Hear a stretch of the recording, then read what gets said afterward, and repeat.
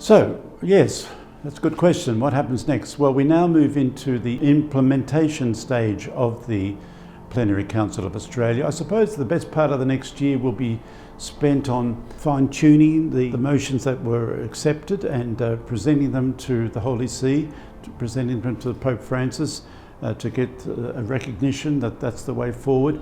Then there'll be a pause of about 6 months so that we can just settle down and to appreciate what has taken place over the last 4 years, but particularly the last week.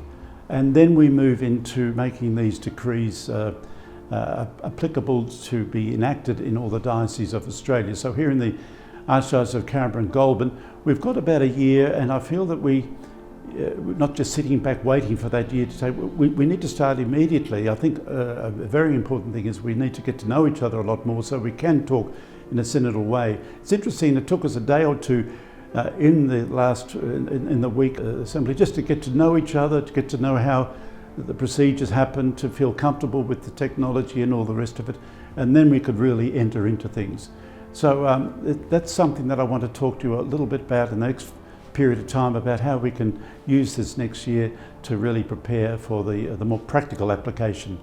But throughout the whole week there was respect, civility, a real sense that God was walking in the midst of us, and I hope that that's something that we can spread throughout the whole Archdiocese.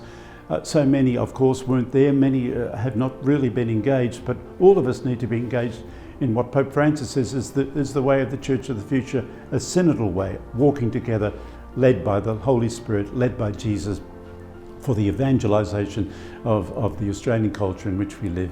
That's our great challenge ahead.